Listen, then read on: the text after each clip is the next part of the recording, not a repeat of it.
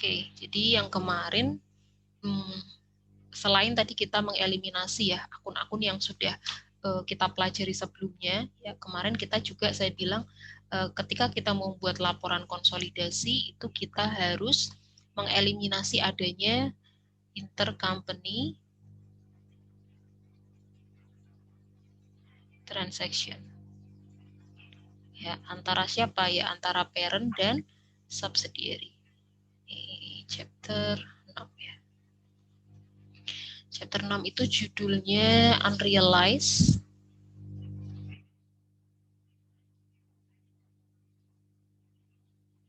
ya, profit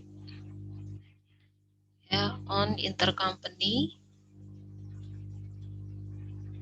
sales of inventory. Oke, ini kenapa inventory-nya saya buat besar, karena nanti di chapter berikutnya ada juga nih ya intercompany sales of land gitu. Ada juga yang intercompany sales of property PPE itu ya, property and equipment itu. Jadi yang sekarang kita khusus belajar untuk penjualan ya antar perusahaan ya, intercompany berarti antar parent dan subsidiary itu khusus yang inventory saja. Oke. Nah, kemudian tadi saya bilang ya di pertemuan yang lalu bahwa selain kita tadi mengeliminasi akun-akun yang harus dieliminasi ya, investment to jelas nanti ketika di laporan konsolidasi harus 0 nilainya gitu ya. Itu kita harus mengeliminasi juga yang namanya ini intercompany transaction. Kira-kira ada yang masih ingat nggak contohnya apa? Kemudian kenapa intercompany transaction ini harus dieliminasi ketika membuat laporan konsolidasi? Ada yang masih ingat nggak?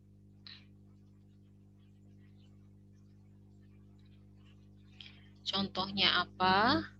Kemudian why? Ya, kenapa dia harus dieliminasi untuk membuat consolidated financial statement?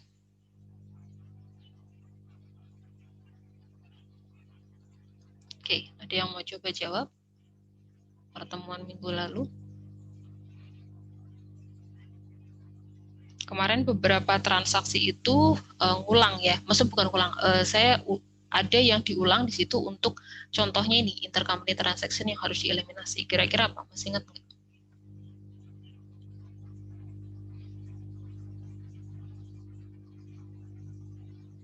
Gak ada yang ingat sama sekali.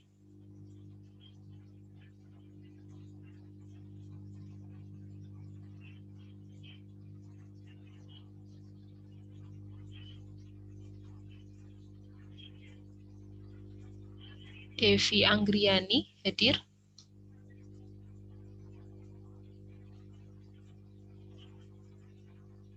Mbak Devi hadir nggak?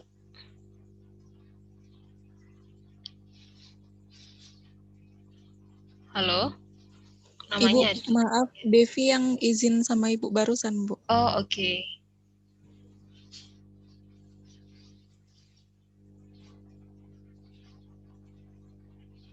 Ira Zulfia.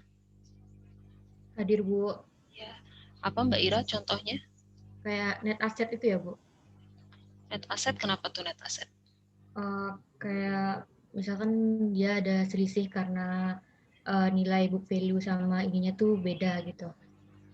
Jadi dia tuh harus disesuaikan gitu, Bu.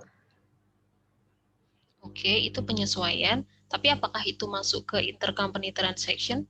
Intercompany transaction tuh ini ya, transaksi yang terjadi antara parent dan subsidiary gitu. Jadi kayak misalkan kalau yang contoh kemarin ya, yang paling jelas itu kalau teman-teman, harusnya teman-teman masih ingat sih karena baru minggu lalu kan, itu adalah pembagian dividen. Ya, pembagian dividen dari subsidiary dari anak ke parent gitu. Nah, kemarin kan ketika kita akan membuat ya persiapan membuat laporan konsolidasi, maka dividen yang tadinya kita terima ya kita catat cash pada dividen income itu maka harus dieliminasi atau dihapuskan. Ya, kalau kemarin eliminasinya berarti adalah dividen income ya pada dividen declare. Ya, kalau teman-teman masih ingat kemarin ini jurnal eliminasinya. Nah, ini adalah salah satu contoh dari intercompany transaction gitu. Jadi anak membagikan dividen kepada parent gitu. Terus kemarin saya juga ngasih contoh selain pembagian dividen apalagi berarti ya transaksi jual beli gitu, transaksi jual beli antar induk ke anak atau sebaliknya dari anak ke induk. Itu kan kalau misalkan jual beli itu berarti penjualnya ya apakah itu parent atau subsidiary pasti dia akan mengambil margin atau profit gitu. Nah, makanya di situ disebut intercompany transaction. Nah, ketika mau membuat laporan konsolidasi ya, yang namanya intercompany transaction ini harus kita eliminasi gitu. Kenapa? Ya alasannya ya tadi asumsinya bahwa yang namanya laporan konsolidasi itu adalah untuk satu entitas. Oke. Jadi dianggapnya ya parent dan subsidiary itu adalah satu entitas ya. Jadi nggak boleh tuh ada transaksi dari induk ke anak atau anak ke induk gitu. Semuanya jadi satu. Disebut dengan kalau income ya berarti net income consolidation gitu ya. Laporan laba rugi konsolidasi ya. Laporan laba ditahan konsolidasi, neraca konsolidasi gitu. Nah, itu kalau misalkan ketika membuat laporan keuangan konsolidasi. Jadi nggak ada tuh punyanya parent, punyanya subsidiary, nggak ada. Sehingga yang namanya intercompany transaction harus kita eliminasi. Ya, ini salah satu yang kemarin kita sudah pelajari, ini dieliminasi. Oke. Nah, sekarang yang kita akan pelajari adalah ini ya. Intercompany sales of inventory. Jadi selain tadi misalnya ada pembagian dividen ya kadang perusahaan bukan kadang ya sering ya biasanya perusahaan itu antar parent dan subsidiary mereka melakukan jual beli gitu. Jadi misalnya parent jual inventory ke sub ke anak ya, anak jual inventory ke parent gitu. Nah, nanti ketika akan membuat laporan konsolidasi ya transaksi ini ya transaksi penjualan apa namanya? Inventory antara parent dan subsidiary itu harus kita eliminasi. Jadi nggak boleh ada ya apa namanya laba ya dari parent ke sub atau sub ke parent gitu ya. Itu harus kita eliminasi karena tadi asumsinya adalah satu entitas gitu. Jadi nanti kita akan belajar. Nah, di sini ada kata-kata yang perlu di apa emphasize ya ditekankan di sini itu adalah unrealized profit gitu. Jadi nanti di sini ada istilah unrealized. Jadi ada profit yang belum direalisasi gitu. Jadi kalau misalkan asumsinya gini ya. Oke, ini berarti tadi sudah terjawab ya. Tadi contohnya berarti pembagian dividen, kemudian ini ada lagi transaksi sales ya antar parent ke sub ya dari sub ke parent gitu ya. Ini juga harus kita eliminasi. Oke, berarti gambarannya seperti ini. Jadi misalkan ya, kalau parent ya, misalnya dia jual inventory ke subsidiary gitu ya, pasti kan di sini akan muncul laba gitu ya. Dari parent jual inventory ya, karena di sini konteksnya adalah pembahasan tentang khusus inventory, maka di sini yang dijual adalah inventory ya, inventory ke subsidiary ya, maka yang tadi saya bilang ketika membuat laporan konsolidasi ini kan dianggapnya adalah satu entitas ya. Ya, maka ini harus dieliminasi ya.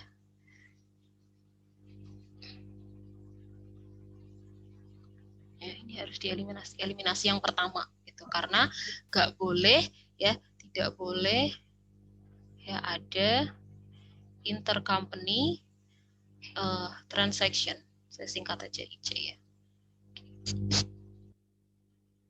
Jadi yang nah nanti pada eliminasi yang pertama ini ya itu yang dieliminasi adalah jurnal sales ya salesnya parent ya pada cost of goods sold-nya si anak gitu.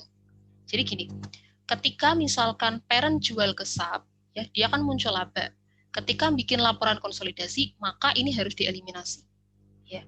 Kapan laba ini bisa diakui ya ketika inventory yang sudah dimiliki S ini itu sudah dijual ke pihak ketiga Ini misalnya dijual ke pihak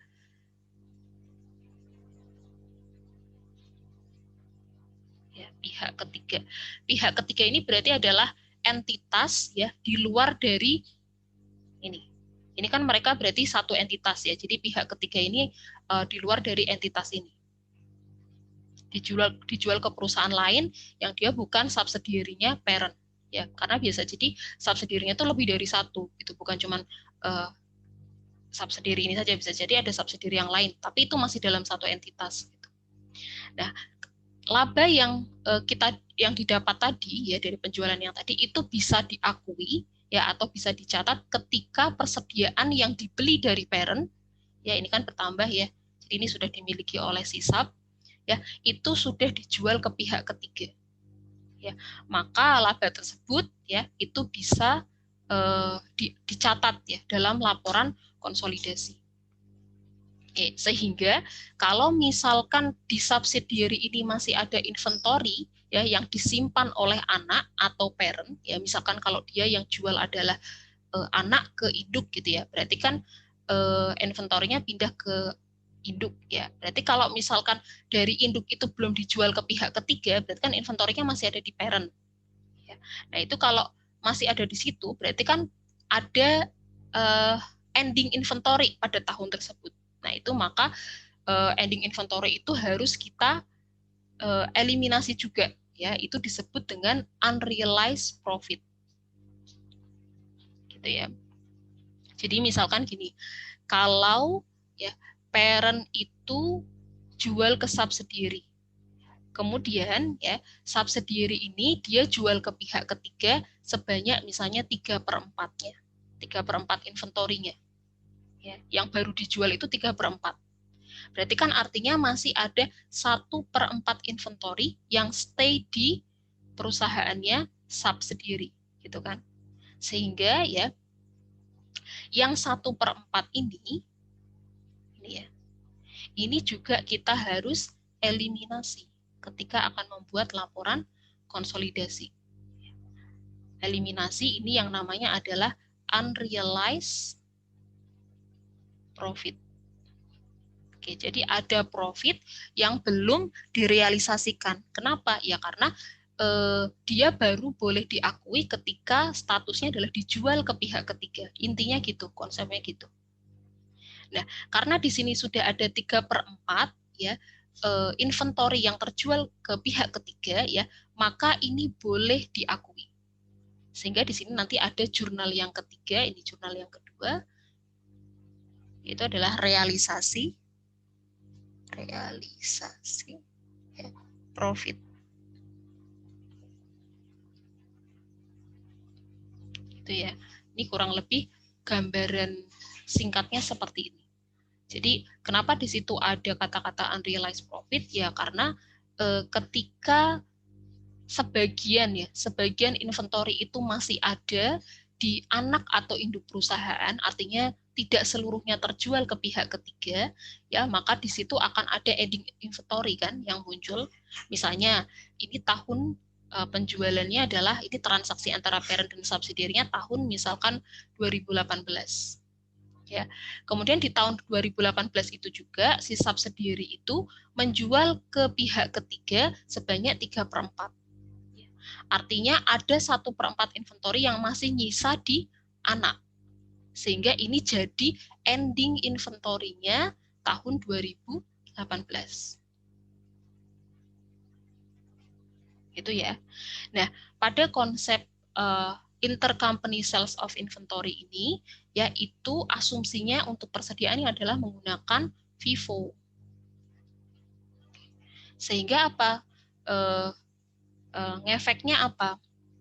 Ya, ketika menggunakan FIFO, ya ending inventory di tahun sebelumnya, ya itu akan menjadi beginning inventory dan terjual lebih dulu, ya di tahun 2019.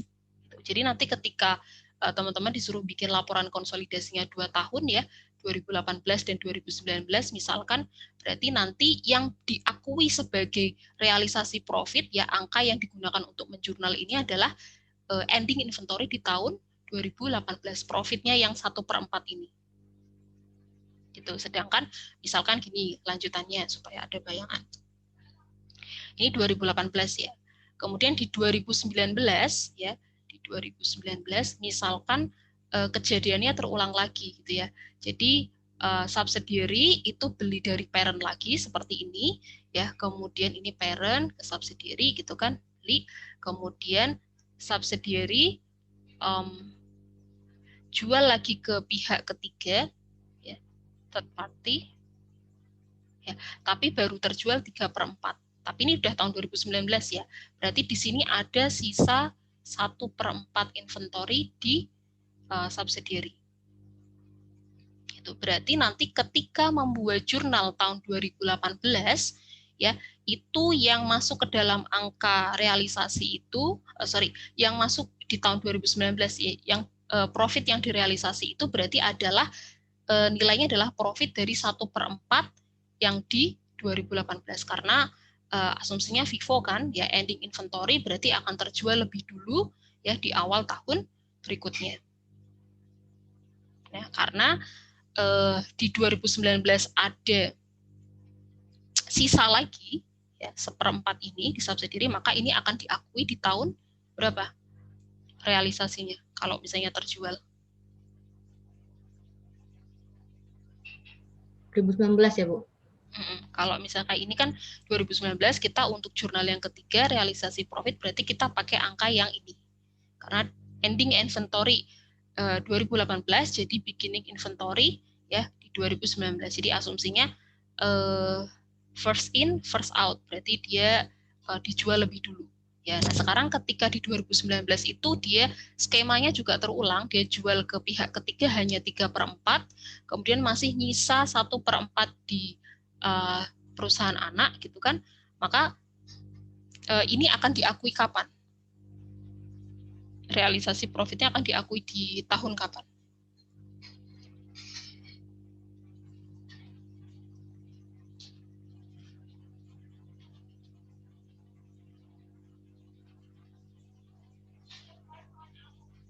Di tahun berapa? 2019 ya, Bu? 2019 tahun berikutnya dong. Kan ini 1/4 beginning inventory, kan ini unrealized profit nih. Berarti ya ketika misalkan nanti ini sudah terjual ke pihak ketiga, ya itu akan diakui di tahun berikutnya, di tahun 2020. Intinya adalah ini tuh karena kenapa nggak bisa diakui sekarang dan disebut dengan unrealized profit ya karena tadi aturannya ya ketika membuat laporan konsolidasi itu laba yang boleh diakui itu ya penjualan antara parent dan subsidiary itu adalah ketika inventorinya sudah terjual ke pihak ketiga. Nah, sedangkan yang baru terjual itu kan tadi 3/4 ya. Maka 1/4-nya ini itu belum terrealisasi. Gitu ya. Sehingga nanti ini di tahun 2019 ya itu harus dijual lebih dulu. Karena tadi asumsinya adalah menggunakan FIFO. Nah, ketika dia sudah terjual, ya maka di tahun 2019 kita akan merealisasi profit yang 1/4 ini. Karena ending inventory 2018, jadi beginning inventory tahun 2019. Gitu ya. Paham nggak? Atau masih bingung dengan gambarannya? Karena nanti ini yang akan kita pakai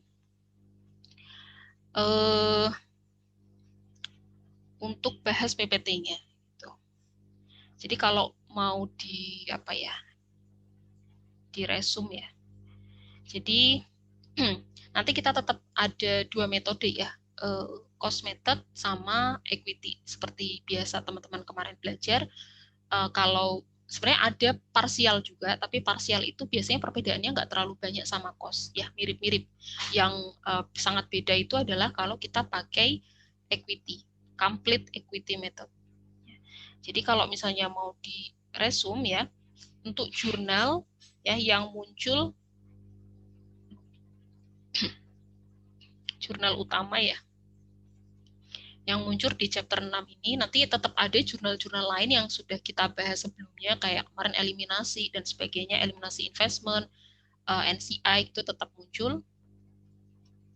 Cuman jurnal utamanya itu yang berhubungan dengan intercompany sales ya, itu yang pertama adalah kita harus mengeliminasi intercompany transaction. Ya, berarti ini adalah transaksi jual beli antara, kalau di sini berarti konteksnya adalah jual beli inventory ya, karena intercompany transaction itu bentuknya bisa macam-macam. Bisa kayak kemarin pembagian dividen gitu ya. Karena di sini pembahasannya tentang penjualan inventory, berarti ya penjualan antara parent dengan subsidiary atau sebaliknya. Jadi bisa jadi anaknya itu yang jual persediaan ke parent. Ya. Kemudian yang kedua adalah eliminasi ya, unrealized profit. Ya. Kalau misalkan ya tadi inventorinya itu tidak semuanya terjual ke pihak ketiga. Kalau misalkan, nah sekarang pertanyaannya, kalau misalkan dari parent jual ke subsidiary, berarti kan inventorinya sudah di subsidiary. Nah, kalau misalnya dari subsidiary jual ke pihak ketiga itu bisa 100%. Semua inventorinya sudah terjual ke pihak ketiga 100%. Nggak ada yang nyisa di perusahaannya anak. Ya, maka jurnalnya cuma berhenti sampai di jurnal pertama aja. Menghapus intercompany transaction. Ya. Nah, tapi kalau misalkan ya tadi anaknya itu menjual ke pihak ketiga, tapi tidak bisa seluruh inventorinya terjual. Misalkan tadi hanya bisa jual 3/4-nya saja. Ya. Maka akan ada sisa sebesar 1/4 inventory yang stay di perusahaannya anak. Oke, maka itu juga harus dieliminasi gitu ya.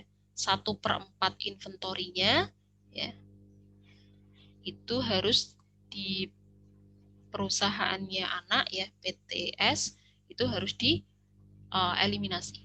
Sehingga ini asumsinya akan menjadi ending inventory pada tahun tersebut. Ya.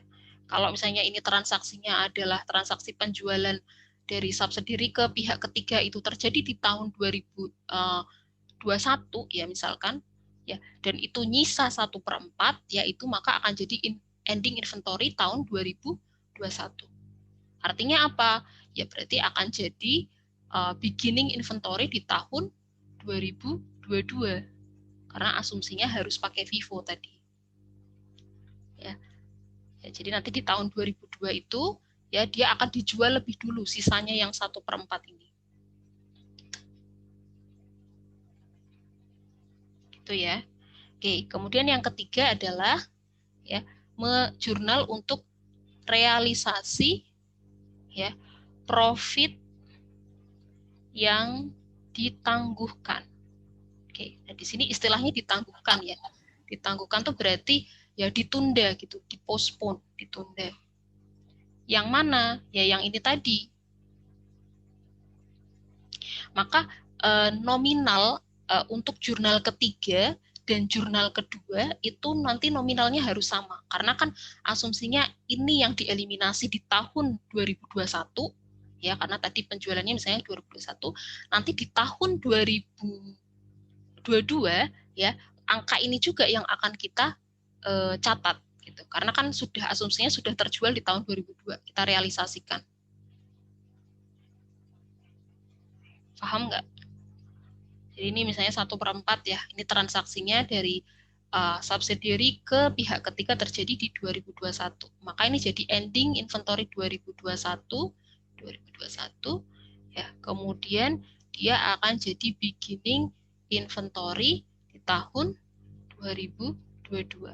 Artinya berarti 1/4 ini ketika kita akan melakukan ya menjurnal ya untuk tahun 2022, maka 1/4 ini harus kita jual dulu.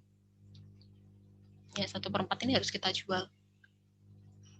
Tuh, sehingga ketika di 2002 ya kemudian ditanyakan berapa ya profit yang sudah terrealisasi dari yang sebelumnya ditangguhkan, ya maka kita akan catat dengan nilai yang sama dengan jurnal yang kedua ini. Karena kan tadi ini berarti sudah di profit yang ditangguhkan di tahun 2021 sudah direalisasi di tahun 2022. Gitu. Ada yang masih bingung nggak dengan konsep ini?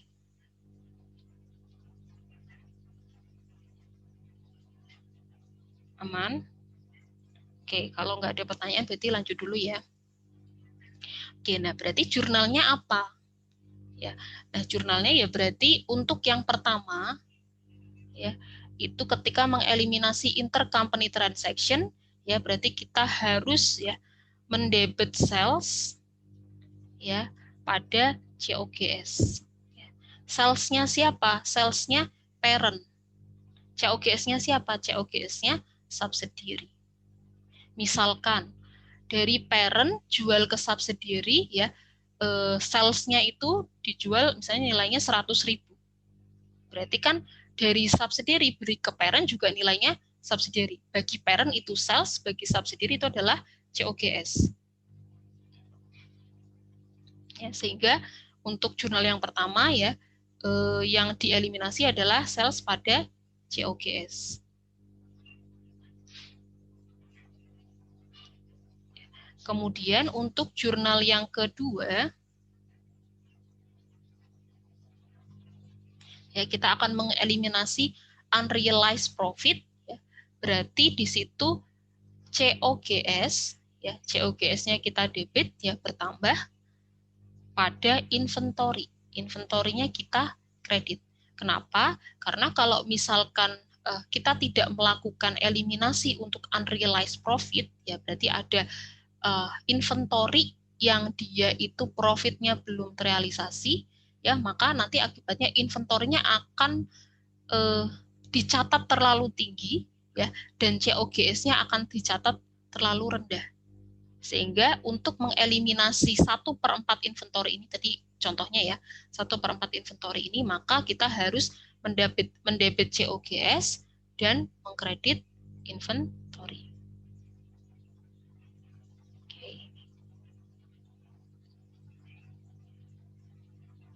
Kemudian untuk jurnal yang ketiga, nah jurnal yang ketiga ini penentunya adalah akunnya adalah tergantung metode yang dipakai.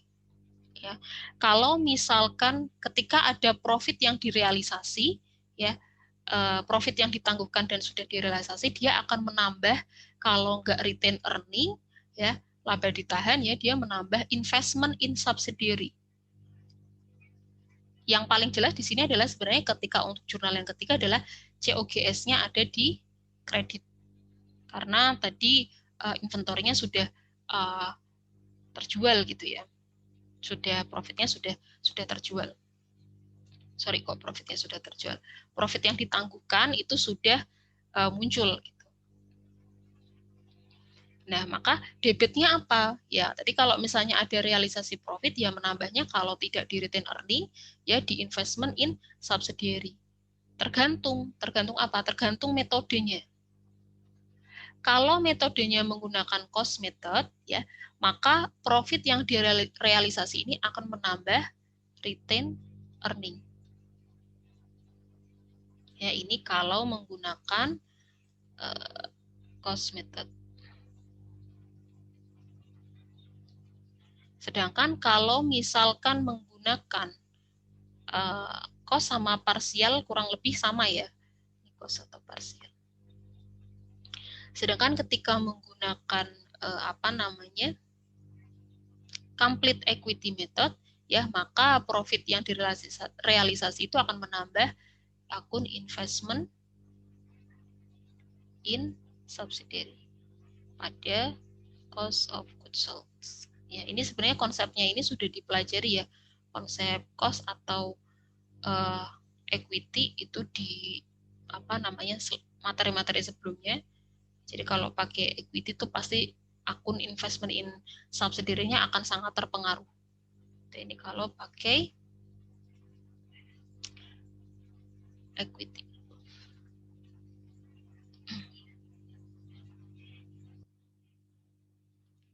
Complete ya. Kalau saya bilang equity doang itu complete maksudnya. Karena ada equity juga tapi yang parsial.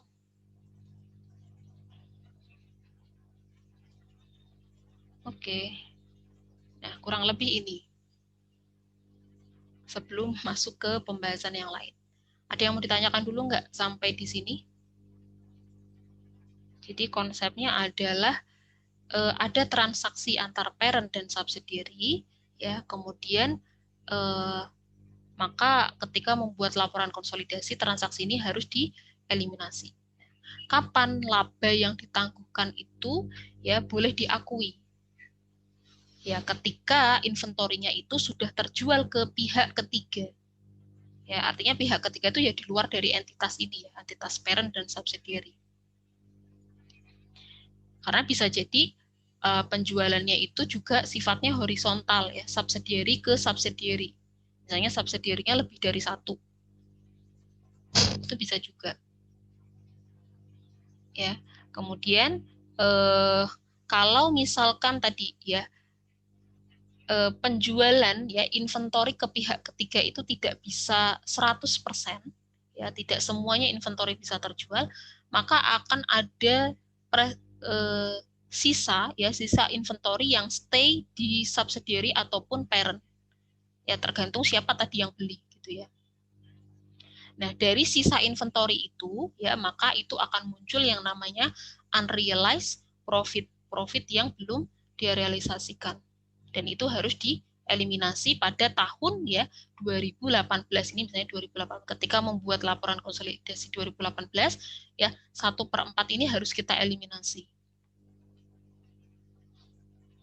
Nah, sekarang kalau misalnya disuruh membuat laporan kertas kerja, laporan konsolidasi tahun 2019, ya, maka akan ada nambah satu jurnal lagi. Ya, yaitu adalah realisasi profit. Realisasi profit itu, ini realisasi profitnya berarti bukan 3/4 ya. Ini gimana ya hapusnya? Oke, ada 2019 itu ada realisasi profit dari ya ending inventory di tahun sebelumnya itu akan terjual lebih dulu di tahun berikutnya. Karena tadi asumsinya adalah menggunakan FIFO.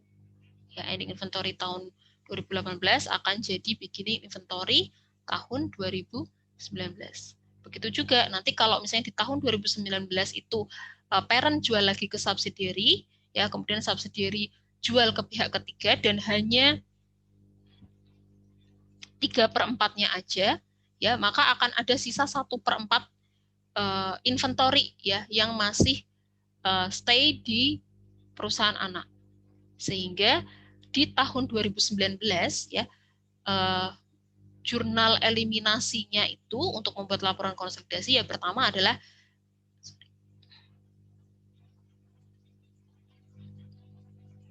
membuat jurnal yang pertama ya intercompany menghapus ya intercompany sales. Kemudian yang kedua adalah jurnal eliminasi untuk unrealized profit. Unrealized profit yang mana? Yang 1/4. Dan kemudian yang ketiga adalah realisasi profit. Angkanya berapa? Ya 1/4 juga, tapi 1/4-nya adalah 1/4 dari ending inventory di tahun 2018. Gitu ya, dan seterusnya. Nanti kalau 2021 ada lagi, ya berarti 1/4 ini akan menjadi jurnal eliminasi realisasi, bukan eliminasi, jurnal realisasi profit ya di tahun 2020.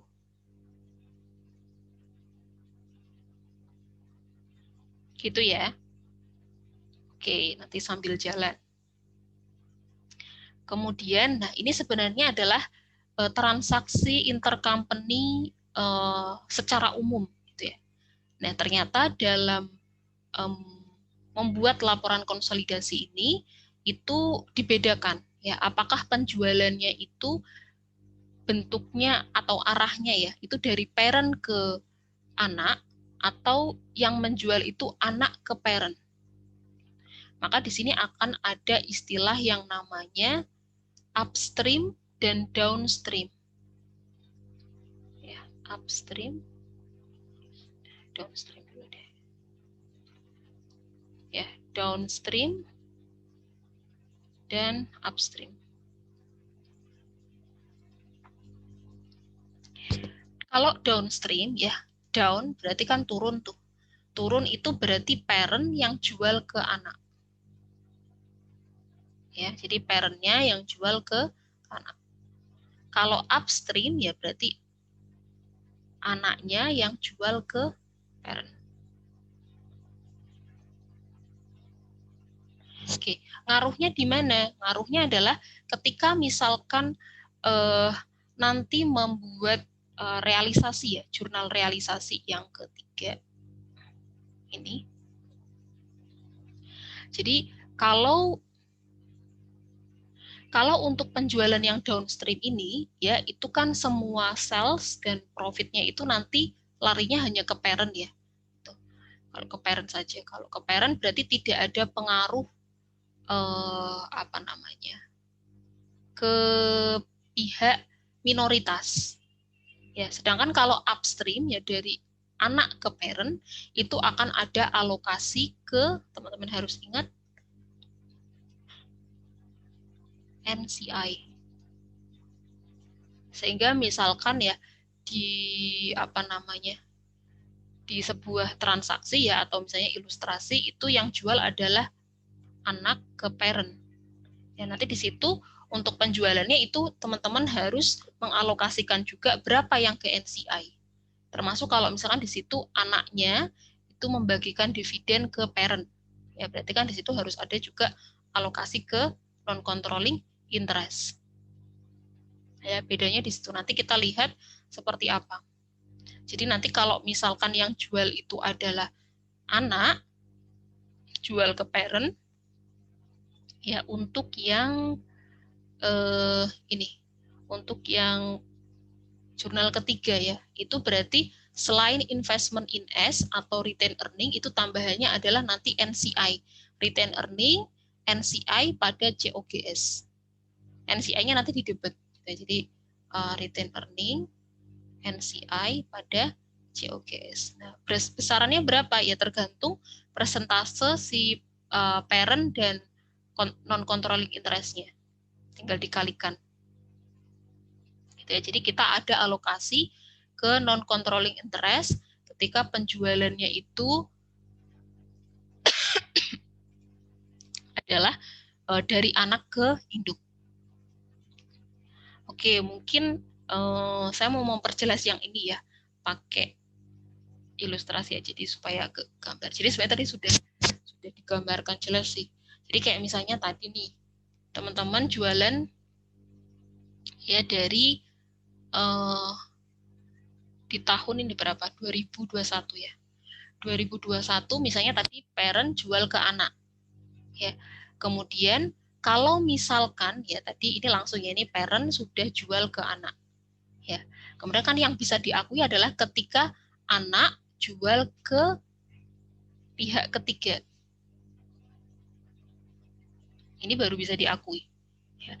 Kalau penjualannya itu adalah inventorinya bisa 100%, ya artinya semua inventorinya bisa terjual ke pihak ketiga, ya maka ini hanya mencatat jurnal yang pertama, itu adalah eliminasi intercompany transaction.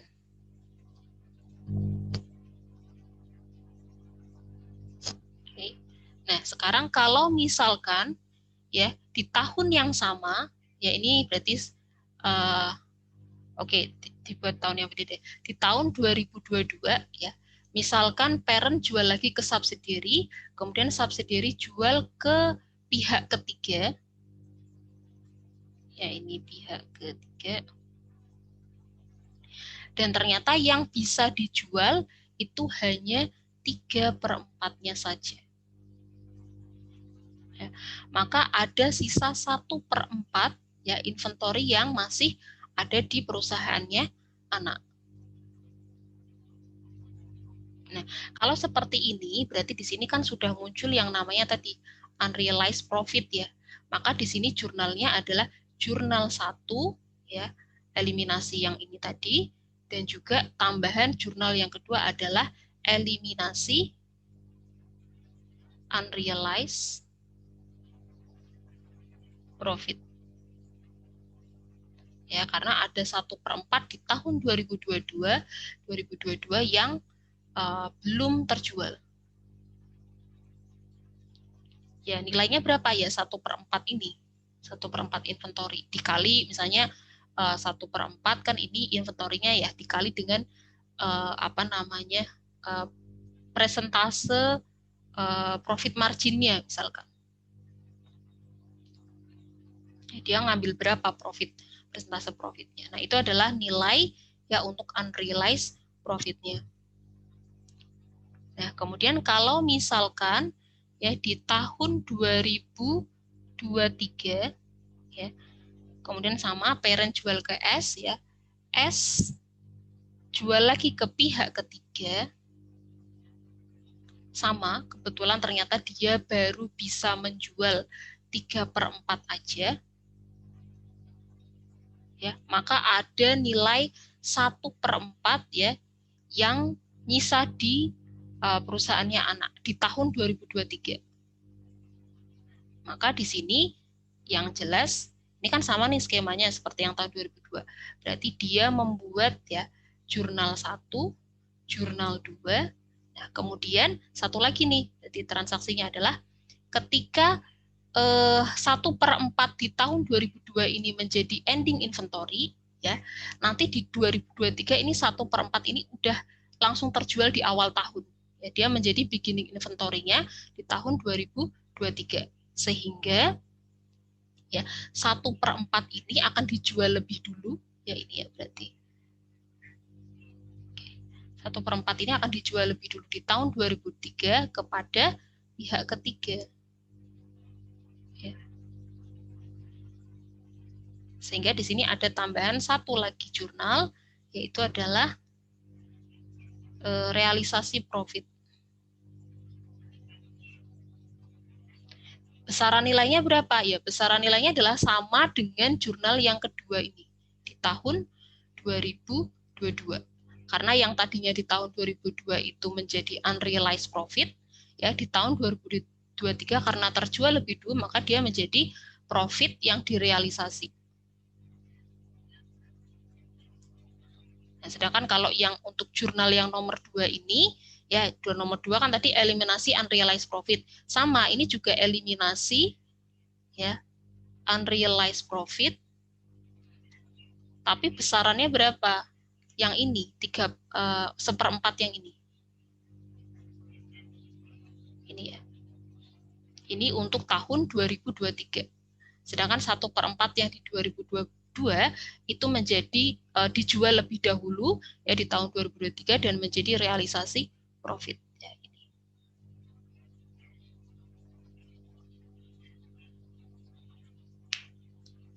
Gitu.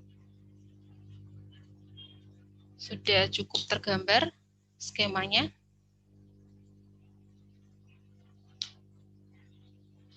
Oke, lanjut ya. Kalau misalkan belum ada pertanyaan, ya kurang lebih ini ilustrasinya seperti ini ya, alur penjualannya atau nanti untuk soalnya seperti jadi ada downstream. Ini pertama ada 3 jurnal ini, kemudian nanti tambahnya ada jurnal-jurnal yang lain ya, yang apa namanya, yang kemarin sudah kita pelajari. Kemudian tadi downstream dan upstream. Ya, kalau downstream itu tidak ada semuanya, nanti yang dapat efeknya itu hanya parent-nya aja. Sedangkan kalau untuk upstream itu nanti ada alokasi untuk NCI-nya. Gitu ya. Oke, kalau belum ada berarti kita ke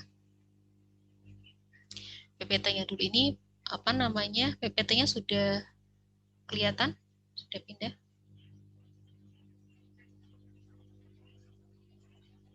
Sudah terlihat belum PPT-nya? Sudah, Bu. Oke. Ya.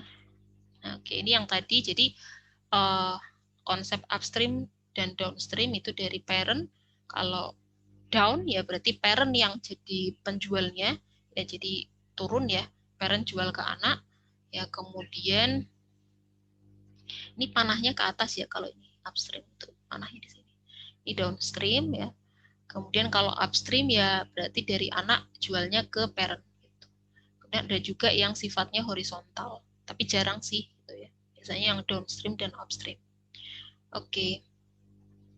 Ini ya, profit or loss ya that has not been realized, yang belum terrealisasikan through subsequent sales to third parties gitu ya. Jadi profit dan loss yang belum terrealisasi ya melalui penjualan ke pihak ketiga itu harus dieliminasi ya untuk menyiapkan laporan keuangan konsolidasi. Itu artinya ketika posisinya itu persediaannya, walaupun misalnya parent jual ke S, kemudian S masih memegang semua inventorinya itu, belum ada sama sekali jual ke pihak ketiga, ya itu belum ada laba yang bisa diakui gitu ya, dan itu apa namanya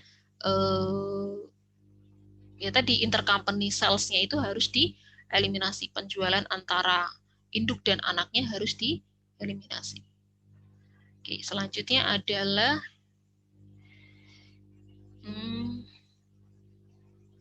ya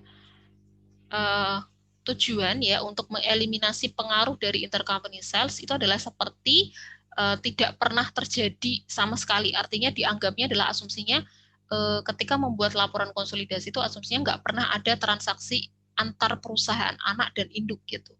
Jadi karena tadi ya asumsinya adalah laporan konsolidasi itu untuk satu entitas. Jadi anggapannya nggak pernah ada transaksi antar anak dan induk itu nggak ada. Sehingga kalau misalkan itu ada, itu harus dieliminasi. Oke, nah ini misalkan ini ya, apa namanya contoh untuk downstreamnya. Ya, downstream berarti dari parent ke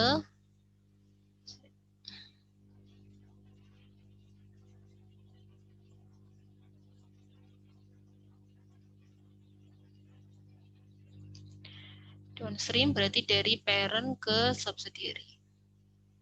Oke, penentuan consolidated sales ya, cost of sales dan saldo inventory ya menggunakan asumsi downstream sales.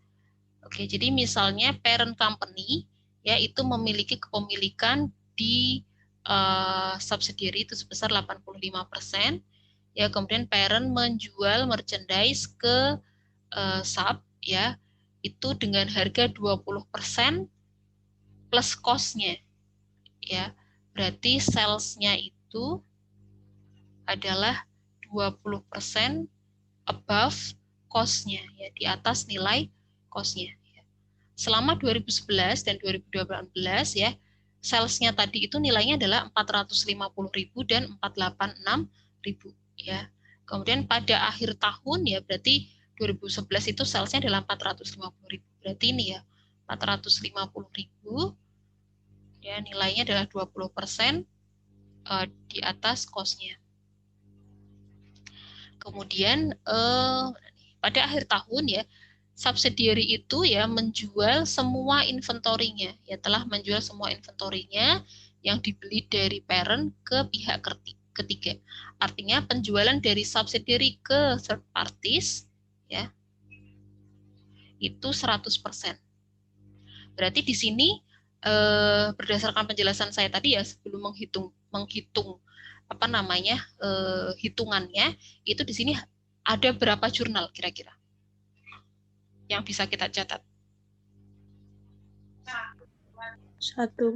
Satu ya, karena tadi tidak ada persediaan ya yang sisa atau tidak berhasil dijual ke pihak ketiga. Ya baik itu karena ini dari parent ke sel berarti tidak ada persediaan yang sisa di anak gitu ya. Semuanya bisa terjual. Jadi kita hanya menghapus ya intercompany transaction antara parent dan subsidiary.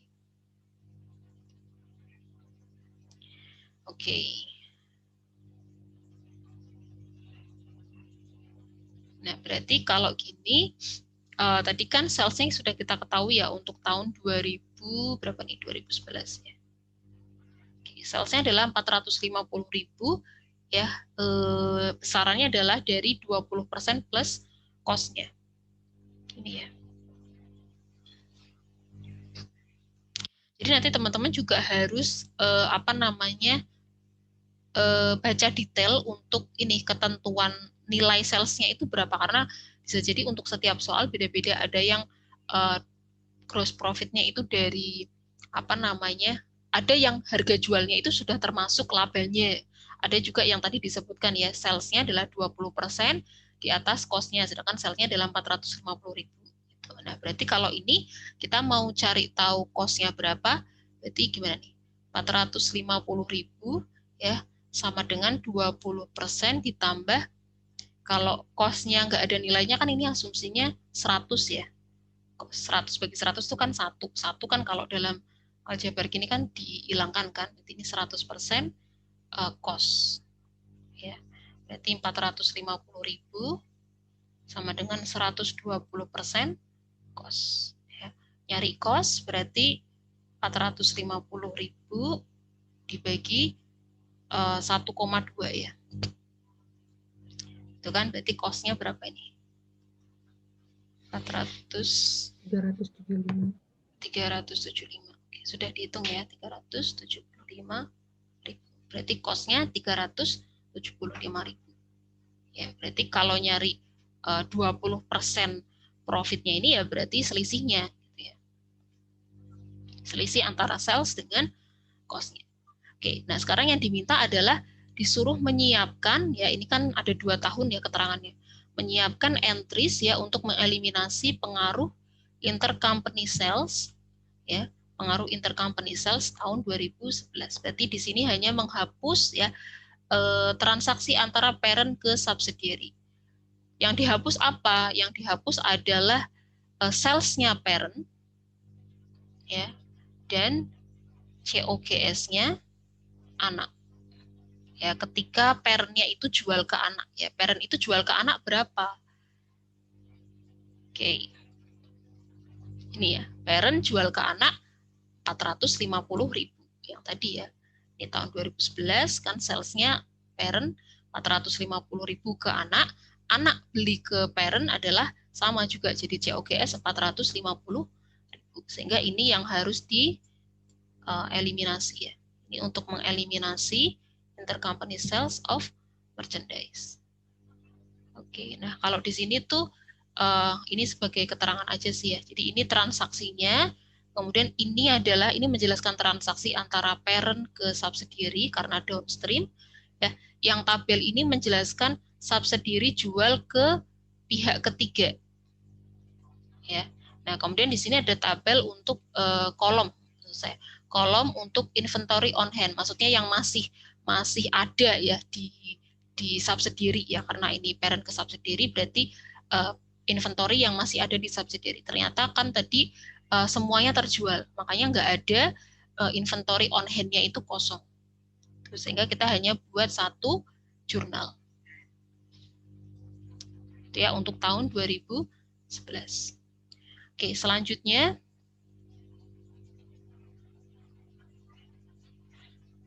oke, ini masih downstream, tapi di sini ilustrasinya adalah si perusahaan anak ya pada akhir tahun itu masih memiliki ya 1/3 of the amount of goods purchased from parent ya selama tahun tersebut. Jadi ternyata si anaknya itu masih punya 1/3 inventory ya yang dibeli dari parent ya dan dimiliki atau masih ada di perusahaannya anak. Artinya berarti yang bisa terjual ke pihak ketiga berapa? 2/3-nya ya. Ya, 2/3-nya yang bisa berhasil ke pihak ketiga. Nah, ingat berarti kalau di sini ada ya inventory yang masih sisa dan belum berhasil, bukan sisa ya, belum berhasil terjual ke pihak ketiga, maka di sini akan ada muncul yang namanya istilah unrealized profit. Oke, dan ini ketika membuat jurnal eliminasi di tahun ini tahun berapa ya? Di tahun 2000 pada akhir tahun berapa ini kejadiannya? Pada akhir tahun tersebut ya, itu berarti harus dieliminasi untuk membuat laporan konsolidasinya. Ini datanya masih sama kayak tadi. Terus ini adalah siapkan work paper entries ya untuk mengeliminasi pengaruh intercompany sale tahun 2011 dan tahun 2012. Oke. Nah, ini gambarannya ya. Berarti kalau tadi ini dari parent ke subsidiary ya. Kemudian ini subsidiary ke pihak ketiga ya, di mana tadi bisa terjual adalah berapa tadi? 2/3-nya ya, karena nyisa on hand-nya itu adalah 1/3. Ya, ini berarti ya 1/3 dikali 450.000. Yang ini berarti 2/3 dikali 450.000. Ya, yang COGS-nya juga sama, berarti ini 1/3 dikali 375.000. Ini juga ya 2/3 dikali 375. Oke, sehingga ya ketika sudah tahu on hand-nya berapa, inventory-nya. Nah, kalau tadi kan saya ketika di ini ya. Mana ya tadi? Besaran untuk jurnal yang kedua ya.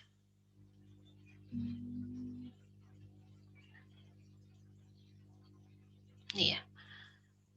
Untuk eliminasi ya, angka, nilai angka ya, di jurnal eliminasi unrealized profit-nya itu adalah 1/4 dikali persentase profitnya.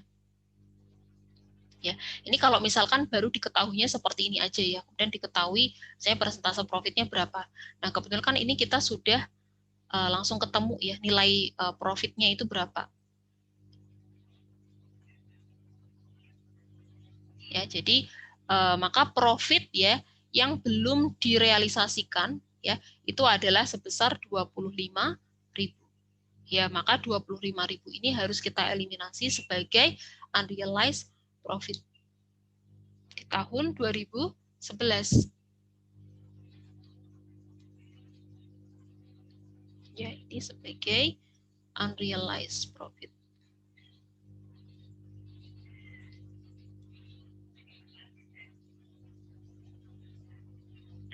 Itu ya, 25.000 ya.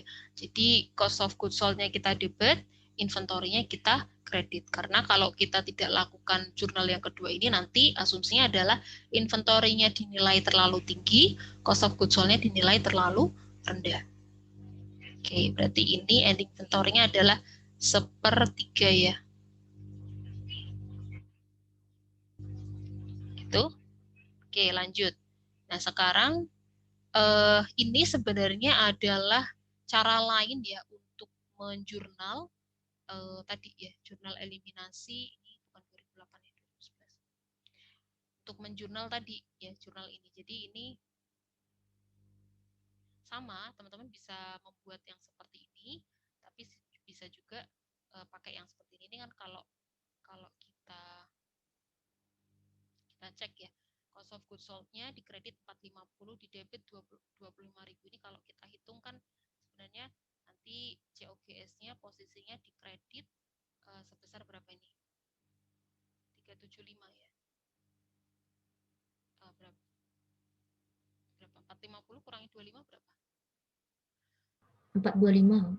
425 ya.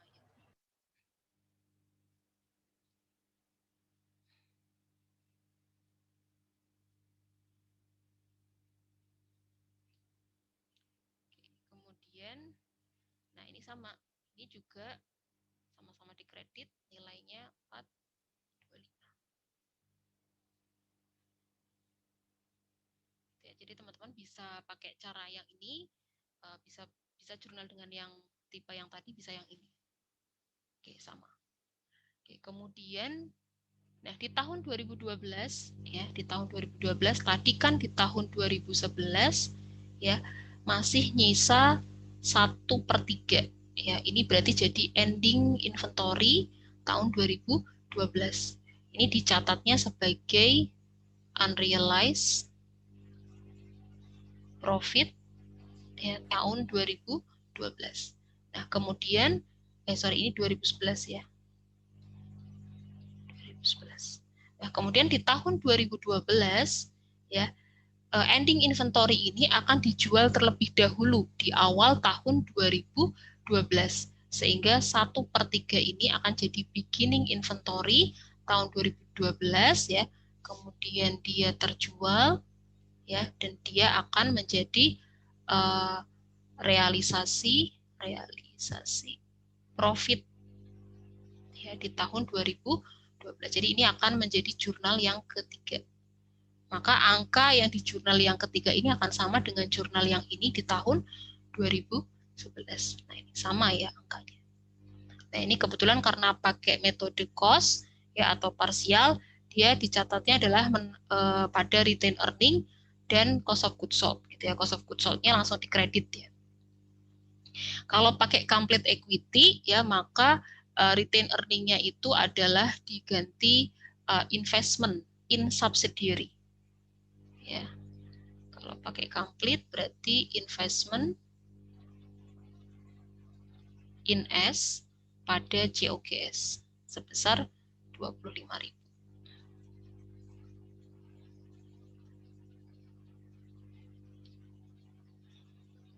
Itu ya.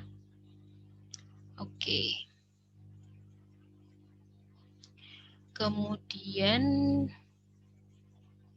nah ini tadi, ini untuk menjelaskan tadi ya, yang konteks 1/3 yang ada di 2011.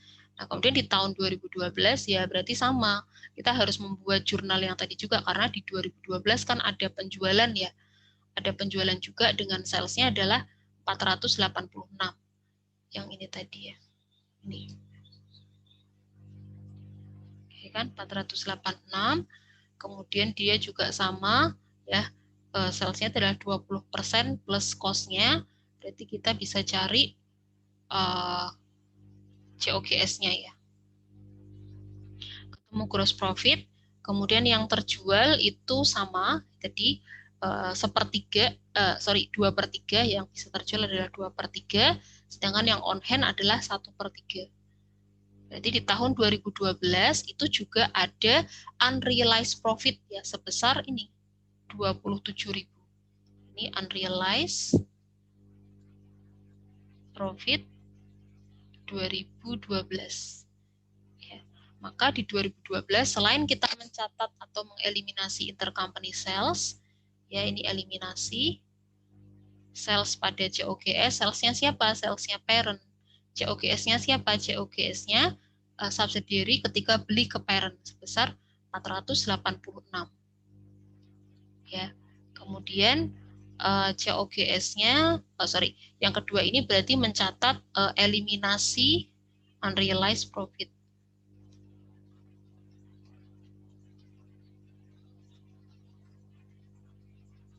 Ya, sebesar berapa? 27.000.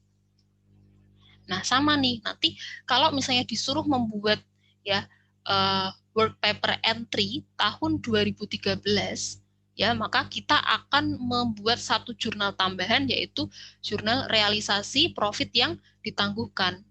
Yang ini tadi ya. Yang ini. Besarannya berapa? Besarannya ya ini tadi 27.000 ini, karena 1/3 yang ada yang belum terjual di tahun 2012 itu akan dijual terlebih dahulu di tahun 2013 ya, menjadi beginning inventory, dan itu di situ ada profit yang direalisasi. Besarannya adalah 27.000. Gitu. Oke. Nah, ini intercompany sales of merchandise ya. Penentuan jumlah intercompany profit ya. Gross profit itu bisa ditentukan ya berdasarkan persentase dari sales atau persentase dari cost. Nah, ini juga penting ya. Jadi nanti biasanya soalnya itu yang tadi saya bilang untuk menentukan profitnya berapa, itu kita harus paham dulu nih kalimat ininya. Ya, 20%-nya itu dia dari mana? Ada yang misalnya dia state-nya soalnya itu adalah sales-nya itu sudah include misalnya 500.000 ya, itu udah include sama profitnya misalkan. Tapi ada juga yang tadi belum gitu ya. Maka kita kan harus tahu tuh berapa COGS-nya, berapa profitnya. Nah, di sini ada dua jenis ya. Bisa jadi presentase profit gross profitnya itu ada yang dari sales atau ada yang dari COGS-nya. Misalkan kalau presentasenya gross profit-nya, ya gross profit itu dari from cost-nya, ya atau HPP ya berarti.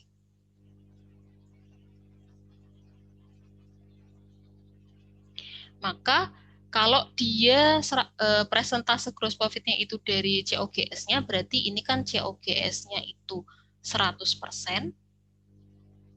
Ya, kemudian misalnya gross profit-nya adalah asumsinya misalnya dia ngambilnya adalah tadi ya kayak tadi misalnya 20%, ya, maka sales-nya berapa? 120%.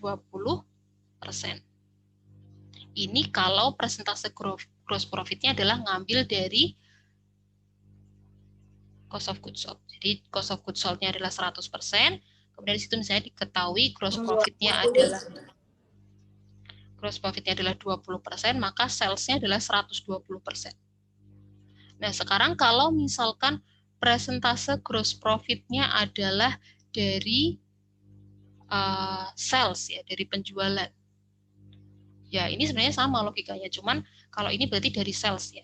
Berarti karena dari sales, maka sales-nya adalah 100%, kemudian gross profit-nya tadi misalnya 20%, maka cost of goods sold-nya berapa? 80. 80%. Oke, bedanya ini ya, yang satunya adalah dari cost of goods sold, yang satunya adalah dari sales. Nah, nanti teman-teman perhatikan tuh redaksi soalnya seperti apa. Dia tuh sales-nya tuh sudah include profit kah atau masih belum gitu ya. Kemudian misalnya dia persentase profitnya itu dari mana, apa dari COGS, apa dari sales. Itu di situ nanti biasanya teman-teman tadi ya hitungannya bisa pakai aljabar tadi ya. Yang ini tadi ya. Oke, nah sekarang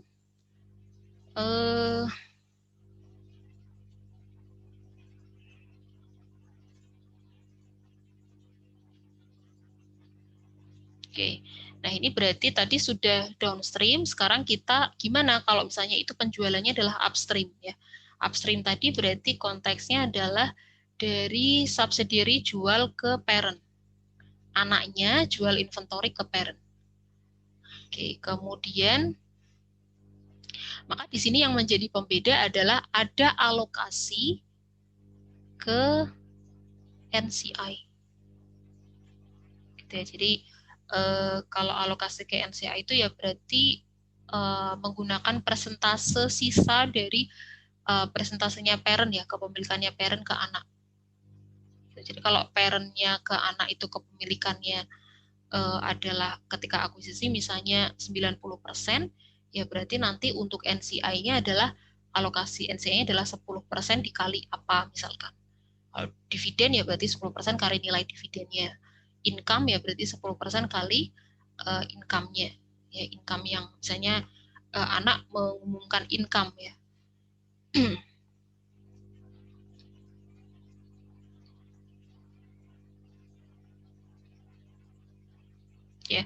Ya modification ya untuk perhitungan NCI itu diterapkan hanya ketika anak itu menjual ya is the selling affiliate, yaitu bentuknya adalah upstream atau horizontal sales. Jadi ada alokasi ke NCI itu kalau misalkan penjualannya itu adalah sistemnya anak ke parent atau anak ke anak.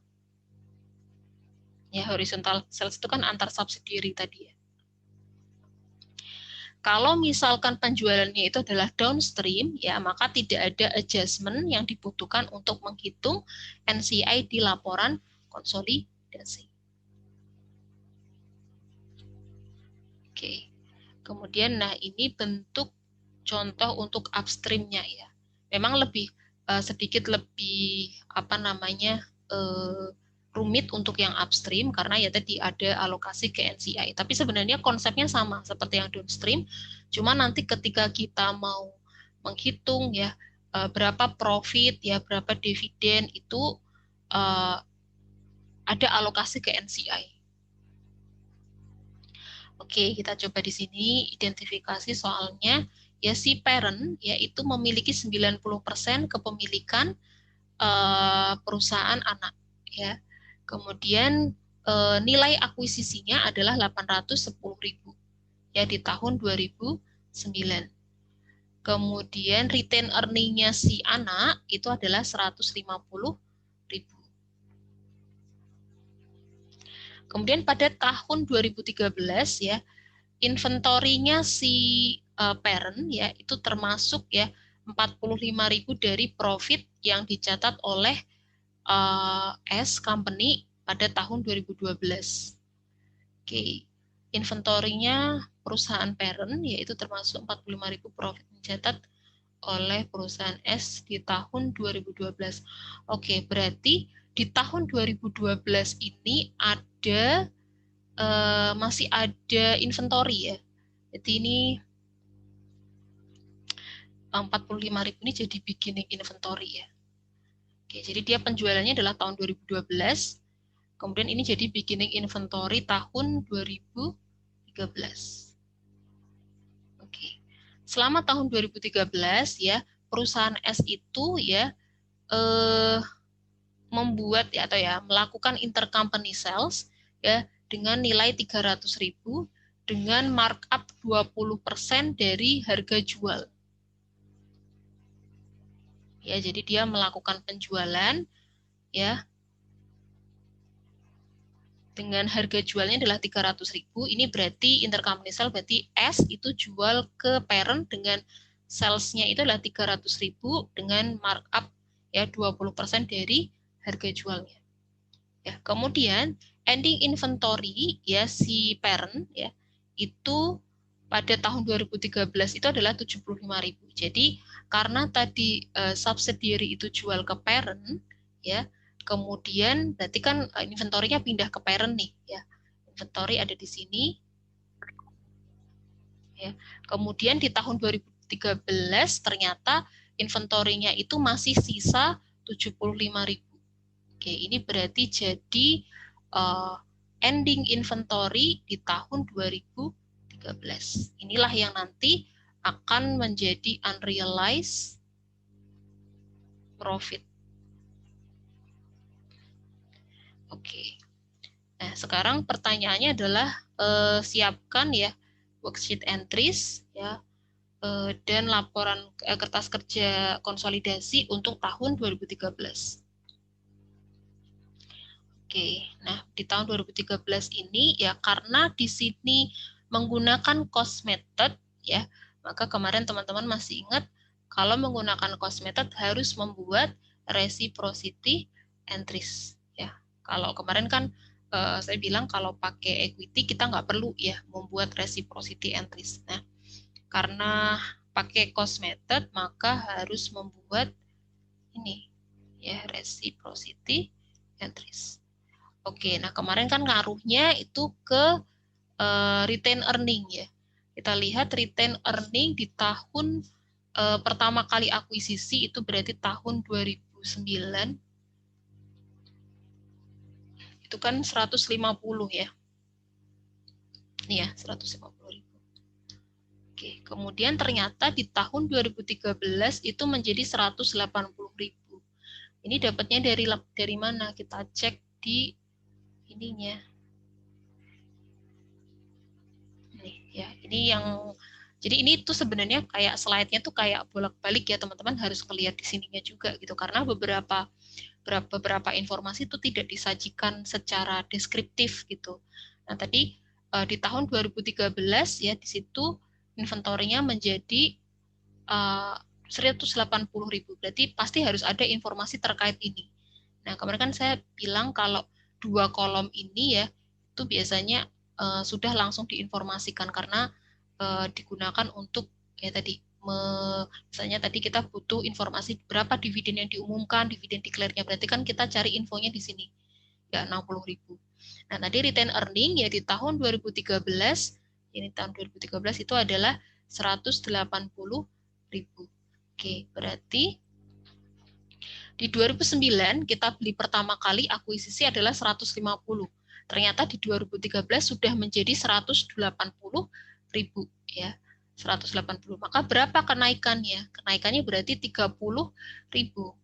Nah, kemudian untuk mengetahui berapa yang boleh kita akui ya sebagai parent ya dengan kepemilikan 90%, maka ya dikali ya. Hasilnya adalah 27.000. ini akan ya dicatat sebagai retained earning ya, kemudian juga menambah investment in subsidiary. Oke, jadi konsep-konsep yang kemarin sudah teman-teman pelajari tentang reciprocity, kemudian eliminasi investment, kemudian ada lagi apa ya, penghapusan dividen, NCI, difference, itu tetap harus teman-teman lakukan di sini. Tambahannya adalah sebenarnya ini hanya mau mengembangkan transaksi apalagi antar perusahaan ya, antar induk dan anak yang perlu dieliminasi. Di mana salah satunya di sini adalah jual beli antar induk dan anak. Ya, yang khusus yang chapter ini berarti khusus yang inventory aja. Nah, nanti berikutnya kita belajar gimana kalau dia jual belinya adalah land. Gimana kalau property dan equipment. Itu ya. Oke. Jadi ini tetap harus dibuat ya untuk tahun 2013. Selanjutnya adalah, nah ini kita mengeliminasi, jurnal yang kedua dan mengeliminasi intercompany sales ya. Ini intercompany sales. Ya, berarti salesnya parent, cost of goods sold-nya subsidiary ya. Ketika ini karena upstream ya, berarti dibalik tuh. Ini berarti salesnya yang jual, intinya salesnya subsidiary, cost of goods sold-nya parent. Karena dari subsidiary ke parent ya, besarannya adalah 300.000 ya, tadi subsidiary jual ke parent. Kemudian yang ini adalah ya menghitung atau mengeliminasi unrealized profit-nya.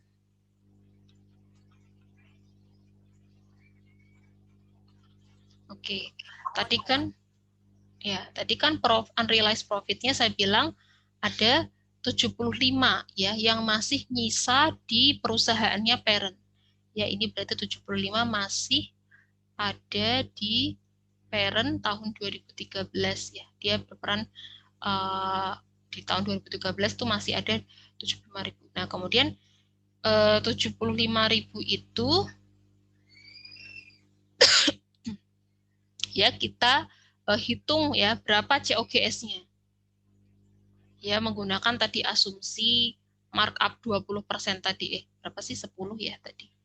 Ini ya, 20% ini ya. Ya, teman-teman hitung ya seperti yang tadi kita kerjakan menggunakan ini. Ya, rumus yang ini. Ya, ketemu cost of goods sold-nya adalah 60.000. Maka gross profit-nya adalah sebesar 15.000. Ini yang harus kita catat sebagai unrealized profit-nya. Itu ya. Jadi cost of goods sold-nya ditambah, inventory-nya berkurang. Oke, kemudian selanjutnya, nah, unrealized profit in inventory ya. Oke, berarti ini yang berikutnya adalah kita mau menjurnal menjurnal realisasi dari profit yang ditangguhkan. Jadi karena di sini tidak disebut ya berapa persentase yang terjual atau yang berhasil terjual atau enggak. Ini kan sebentar.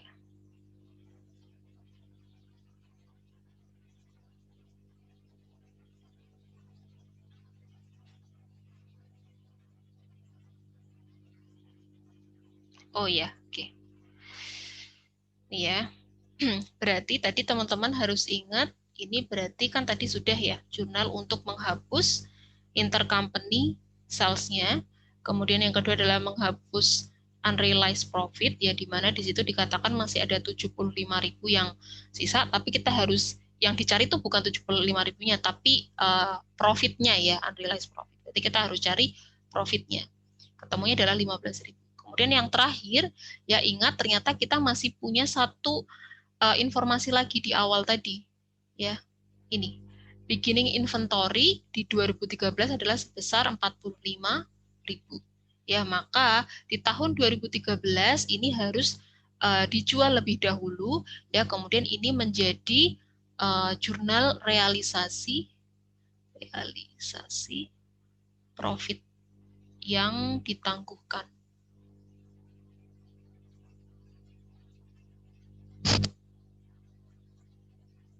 Ya, sehingga di 2013 kita akan membuat ini juga, karena tadi kita punya beginning inventory untuk 2013, tapi berarti itu kan tadi keterangannya ending inventory tahun 2012 karena penjualannya kan di 2012 nih.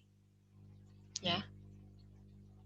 Dia masih ada nyisa ya, nyisa di perusahaannya parent gitu.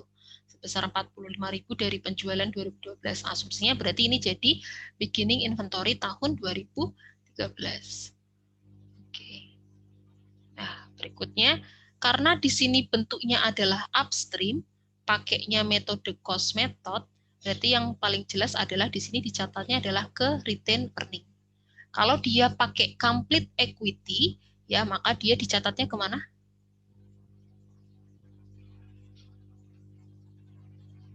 Ke akun apa? Investment in subsidiary. Iya, investment in subsidiary. Ini ya. Oke, jadi karena pakai cost method, ya pakai return earning. Karena upstream berarti harus ada alokasi ke NCI. Oke. Besarnya berapa? Ya besarnya dari profit yang sudah terrealisasi tadi. Ya. Jadi kan yang terjual adalah 45.000 ya di awal tahun 2013, maka untuk return earning-nya dikali dengan kepemilikannya controlling interest atau parent-nya sebesar 90%, ya kemudian NCI-nya itu alokasinya adalah sebesar sisanya kepemilikannya 10% kali 45.000 ya pada cost of goods sold-nya dikreditkan. Gitu. Oke, ada yang mau ditanyakan dulu? Sampai sejauh ini saya coba sambil absen ya, takut lupa. Saya stop share dulu.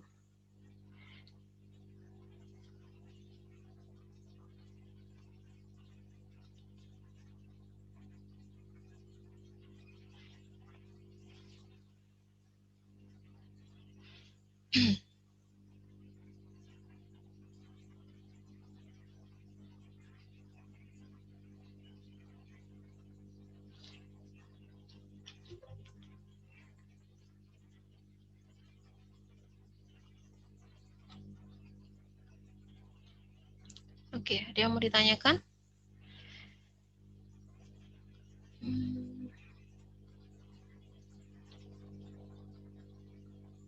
Oke, belum ada ya. Oke, lanjut.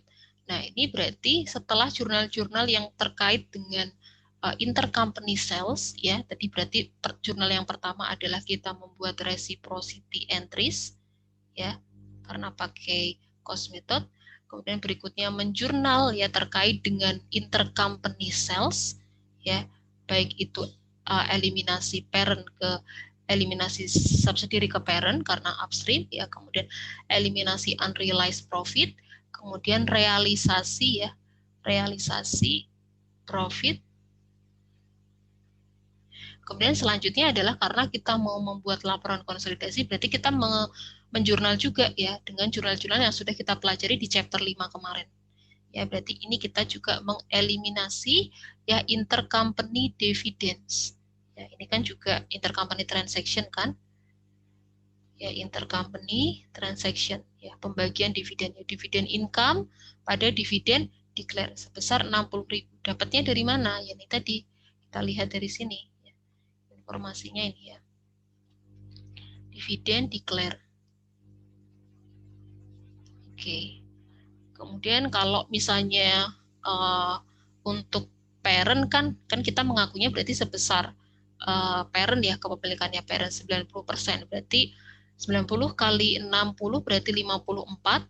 Ya sisanya 6.000 ya 10% kali 60.000 itu adalah punya NCI ya di kolom NCI.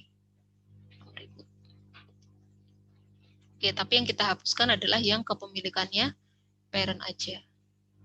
Oke, kemudian selanjutnya adalah menghapus akun investment in S ya yang kemarin yang jurnalnya banyak itu investment in S ya. Kemudian menghapus ekuitasnya anak ya. Berarti ini punyanya anak harus dieliminasi, ini juga nanti harus 0. Ini eliminasi dan memunculkan NCI. Ya, yang kemarin jangan lupa masih harus dipakai. Kemudian selanjutnya adalah ya kita masukkan jurnal-jurnal yang sudah kita hitung tadi ya ke sini. Ya, jadi nanti teman-teman coba diidentifikasi lagi, caranya sama seperti yang sudah kita pelajari kemarin ya. Kalau bingung berarti teman-teman identifikasinya untuk masing-masing warnanya ya. Oke, kemudian selanjutnya adalah ini untuk consolidated net income ya. Jadi consolidated net income itu adalah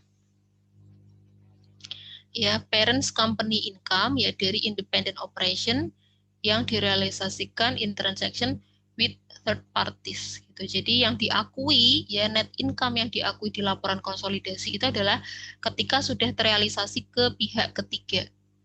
Ya, ditambah atau dikurang dengan subsidiary income atau loss yang sudah direalisasikan dengan pihak ketiga. Atau ditambah atau dikurang dengan adjustment for the period relating to the depreciation. Jadi kalau ada depresiasi, amortisasi atau impairment ya, itu juga harus disesuaikan dulu ya untuk membuat menghitung konsolidasi net income-nya. Oke, jadi sebenarnya kalau yang kita pelajari kemarin itu kan yang pertama kita menghapus dulu tuh kalau mau buat laporan konsolidasi kan kita menghapus ya intercompany transaction ya, ini jelas kita eliminasi. Kemudian kita menghapus tadi ada investment in S, ada memunculkan difference ya, goodwill dan sebagainya. Kemudian ada lagi sebenarnya satu adalah kita itu selain jurnal-jurnal yang sudah kita pelajari, ketika akan membuat laporan konsolidasi itu kita juga menyesuaikan ya transaksi-transaksi yang misalnya belum tercatat. Misalnya kayak kemarin kita sebenarnya ada satu contoh yang impairment goodwill, ya penurunan nilai goodwill. Jadi kemarin di redaksi di soal yang sebelumnya itu dikatakan bahwa ada penurunan goodwill ya impairment loss ya, jadi di situ masuknya adalah menjadi impairment loss itu yang belum dicatat di tahun misalnya 2012 misalkan, maka itu ketika itu belum dicatat ya, ketika akan membuat laporan konsolidasi itu kita harus sesuaikan dulu ya untuk transaksi-transaksi yang belum dicatat. Baru selanjutnya kita menghapus intercompany transaction ya, kemudian menghapus jurnal-jurnal yang memang harus dieliminasi terkait dengan penyusunan laporan konsolidasi seperti misalnya investment ya itu harus nilainya 0, goodwill itu juga ya, difference ya selisih itu juga harus 0, different implied value dan book value ya gitu. Jadi intinya selain jurnal-jurnal ini kita juga harus melihat apakah ada transaksi yang belum dicatat gitu di tahun sebelumnya. Penyesuaian lah istilahnya. Ya termasuk untuk ini tadi ya, depresiasi, amortisasi, impairment yang kemarin, penurunan nilai gitu ya. Oke, kemudian nah ini sebenarnya resum dari perhitungan yang tadi. Jadi kalau untuk yang upstream, kan tadi saya bilang akan ada alokasi ya ke NCI. Ya, jadi kalau ini adalah untuk menyiapkan perhitungan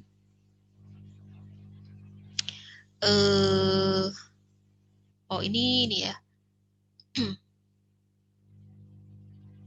Berapa yang diakui oleh parent ya dari income-nya S. Kan kalau misalkan kita tadi transaksi antara parent dan subsidiary itu biasanya kan subsidiary mengumumkan income sekian gitu ya, kemudian subsidiary membagikan dividen sekian gitu ya. Nah, ketika menggunakan upstream ya, maka cara penghitungannya seperti ini. Jadi income yang diumumkan oleh anak itu adalah sebesar 71.250 ya. Kemudian dikurangi dengan amortisasi ya, selisih antara implied dan book value jika ada. Ya. Kemudian dikurangi dengan unrealized profit ya di tahun 2013 ya, penjualannya ke parent. Tadi kan ada tuh unrealized profitnya sebesar 15.000. Jadi income yang diumumkan dari sales ya ke parent. Jadi ini income-nya sales ya. Income-nya subsidiary ya. Itu dikurangi dengan ya tadi unrealized profit-nya. Kemudian ditambah dengan profit yang direalisasikan di tahun 2013. Ini tadi yang berasal dari ending inventory 2012 ya. Yang ini tadi.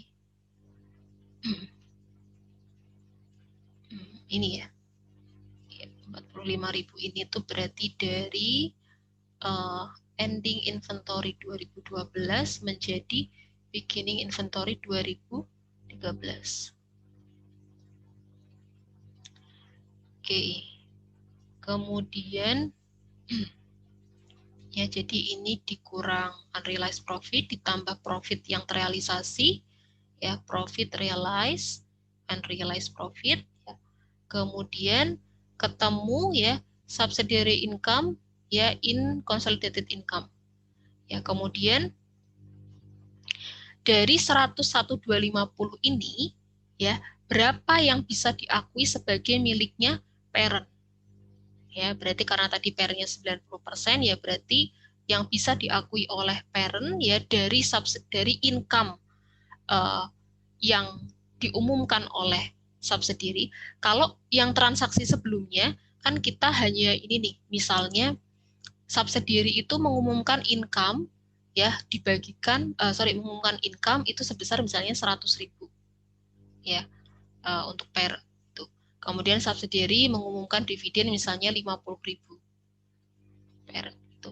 Maka ya kalau parentnya itu kepemilikannya 90%, maka dari subsidiary ini ya dari income, ini income ya, income, ini dividen ya, maka dari income yang bisa diakui oleh parent ya berarti 90% dikali dengan 100.000. Kemudian kalau misalkan yang dividen berapa yang bisa dicatat ya atau diterima oleh parent dari dividen yang diumumkan subsidiary ya berarti 90 kali dengan 50.000. Nah, sekarang ketika ada intercompany sales ya di mana di situ ada komponen unrealized profit, ada profit yang terrealisasi dari ending inventory, maka income 100.000 ini misal ya, itu harus kita sesuaikan dulu. Ya, maka 100.000 ini ya harus ditambah dengan profit yang direalisasi dikurang dengan unrealized profit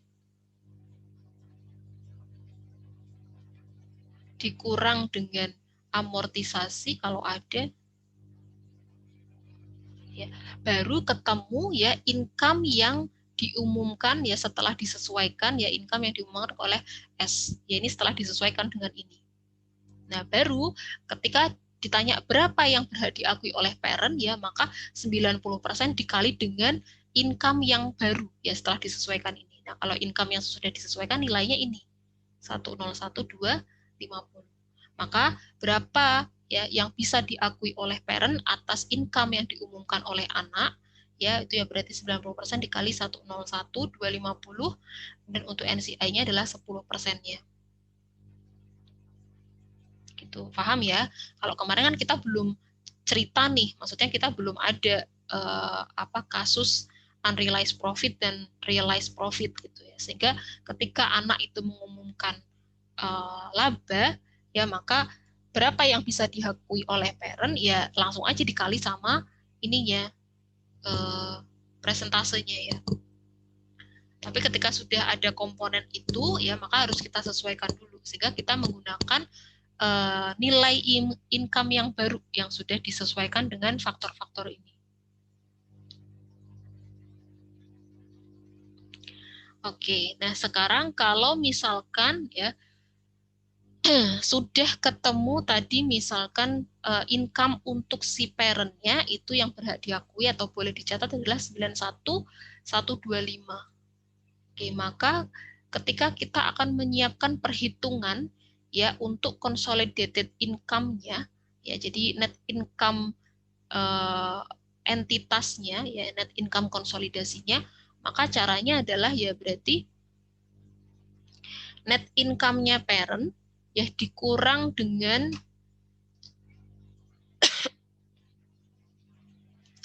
net income-nya parent ya, coba kita lihat dulu.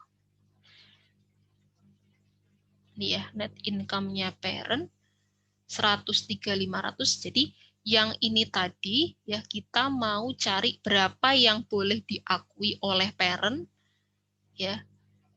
Berapa yang boleh diakui oleh parent dari income yang diumumkan oleh anak. Ya, setelah dilakukan penyesuaian. Sedangkan yang ini ya kita mau nyari consolidated net income-nya. Kita mau nyari ini.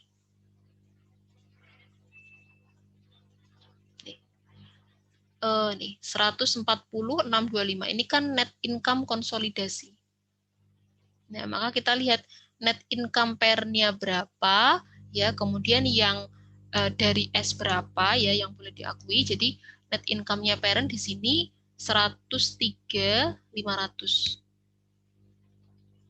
Kemudian kita kembali ke sini. Dikurangi dengan dividen income. Ya, dividen income-nya anak ya yang bisa diakui oleh parent ya. Berarti kita lihatnya di sini tadi. Nih. Yang ini ya. Ini berarti saya kasih note ini net income-nya parent. Ini adalah dividen yang diumumkan anak ya yang bisa diakui oleh parent 54.000. Kemudian ketemunya adalah 49.500. Ya. Kalau misalkan ada unrealized profit di tahun 2013 ya penjualan sales to Segal, berarti ini penjualannya ke subsidiary. Berarti ini kan parent ke subsidiary. Berarti ini downstream ya. Ini downstreamnya kan nggak ada. Ini juga kalau misalnya ada ya profit yang direalisasi penjualan ke S. Berarti ini juga transaksi downstream. Downstreamnya kan nggak ada karena tadi kita kasusnya upstream ya. Maka 0 ya, maka kemudian ketemu adalah nilai income ya punyanya parent yang sudah direalisasi dengan pihak ketiga.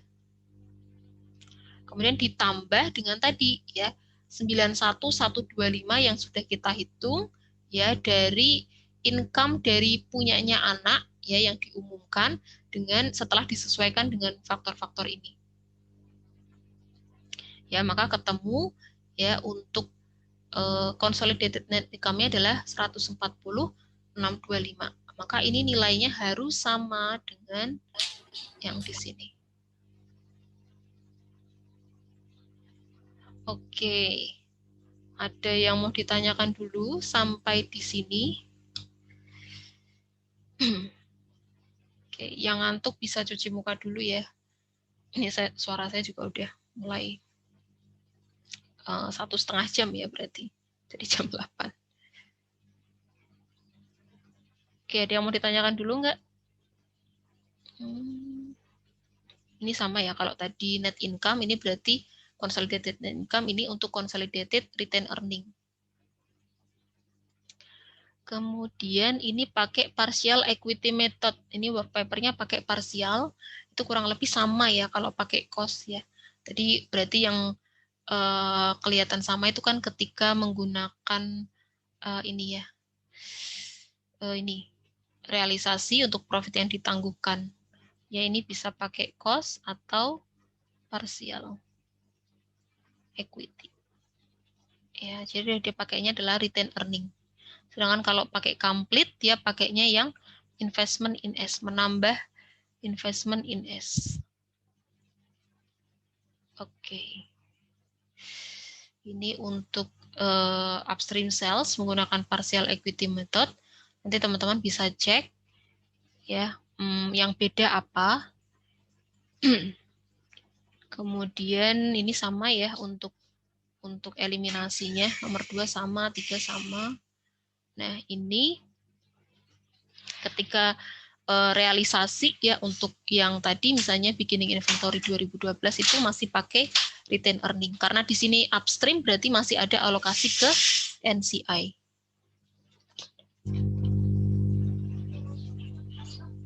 Oke, terus ini untuk mengeliminasi investment ya. Mengeliminasi investment in S, menghapus ekuitas anak. Ya. Kemudian memunculkan NCI. Ini jurnal yang kemarin kita pelajari. Ini sama, nanti teman-teman coba masukkan. Kemudian di sini adalah sama ya, ini dengan consolidated net income untuk partial equity method. Konsepnya sama dengan cost method. Kemudian ini consolidated earning juga sama. Kemudian ini resume yang dari yang tadi ya, untuk retain earning-nya.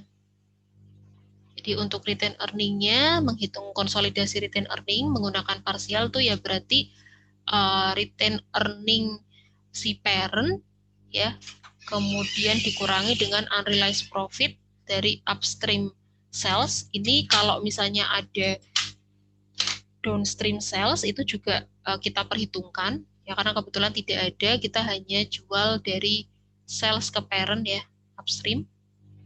Ya, kemudian kita ketemu consolidated retain earning.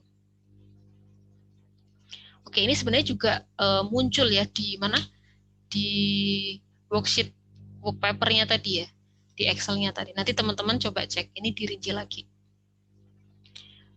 Kemudian nah ini kalau misalnya pakai metode complete equity method. Ya, sekali lagi kalau pakai complete itu dia akan berpengaruhnya ya ke akun investment in S. Oke, kita cek ya.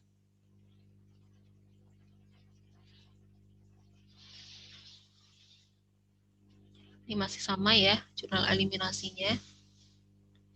Untuk ini eliminasi intercompany sales, yang ini untuk unrealized profit. Oke. Nah, ini harusnya bukan retain earning ya. Harusnya investment. Ini ya, ini harusnya investment ya. Karena dia pakai complete kan ini. In S. Ada NCI. Oke, nilainya sama, hitungannya juga sama. Kemudian untuk menghapus investment, kemudian kita alokasikan ke work paper-nya. Oke, ada yang mau ditanyakan dulu sampai di sini? Terkait dengan intercompany sales of inventory. Jadi, tujuannya adalah teman-teman bisa membedakan bagaimana kalau misalnya transaksinya adalah downstream dan upstream. Ya, kemudian selanjutnya teman-teman bisa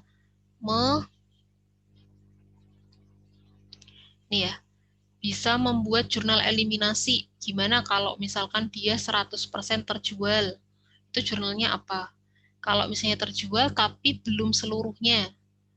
Kemudian misalnya dia terjual belum seluruhnya dan dia merealisasikan profit dari ending inventory tahun sebelumnya. Nah, itu teman-teman harus bisa menghitung ini. Kemudian yang ketiga adalah ini ya, tadi upstream itu berarti ada alokasi NCI. Teman-teman harus bisa mendefinisikan dulu nih. Oh, yang ini tadi ya berarti.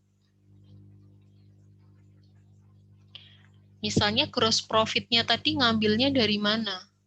Ya, apakah dari sales-nya ya? Apakah dari cost of goods sold-nya atau dari sales-nya?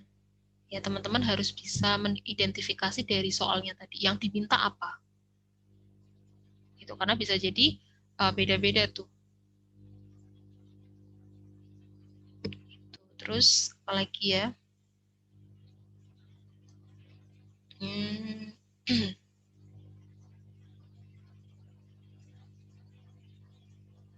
Terus ya sama sih tadi jangan jangan melupakan jurnal-jurnal yang sudah kita pelajari di minggu lalu ya, karena semuanya itu masih dipakai untuk menghitung tadi laporan konsolidasi. Jadi yang kita bahas sekarang itu tuh baru satu faktor aja gitu, satu jurnal eliminasi. Jadi ada intercompany transaction, di mana intercompany transaction tuh jenisnya banyak, bukan cuma dividen, tapi ternyata ada sales juga.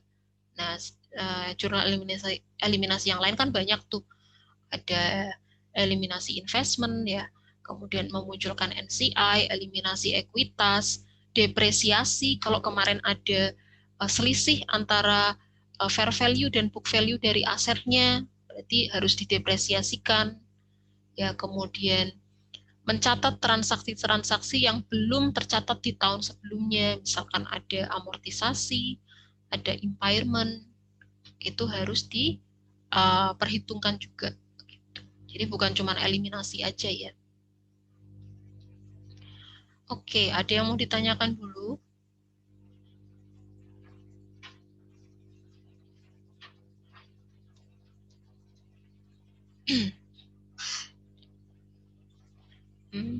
Ini tadi berarti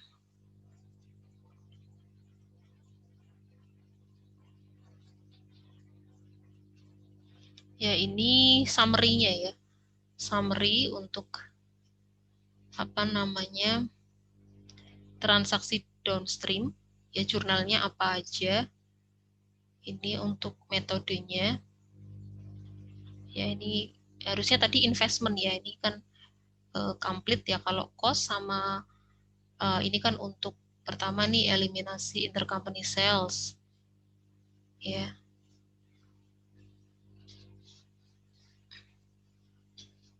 Oke, kemudian eliminasi unrealized profit ya. Kemudian mengakui realized profit ya. Oke, kalau pakai cost dia beginning retain earning. Ya ini kalau downstream berarti nggak ada NCI. Ya langsung retain earning pada cost of sales, cost of goods sales, COGS. Terus kalau pakai complete berarti retain earning-nya diganti menjadi investment. Nah, kalau upstream ya berarti tambahannya ada alokasi ke NCI-nya. Itu yang lain sama. Gitu, ada yang mau ditanyakan sekali lagi? Hampir 2 jam ya saya cerita. Semoga teman-teman nggak ngantuk. Nanti kalau misalkan ada yang kelewat, silakan dicek lagi di videonya. Nanti semoga ini rekamannya bagus, karena yang minggu lalu kan nggak bisa dipakai ya, suaranya kecil. Oke, saya stop share dulu. Sudah pada tidur kah? Atau masih? Belum, Bu. Ya, oke. Ada yang mau ditanyakan? Oke, saya stop dulu ya. Stop record.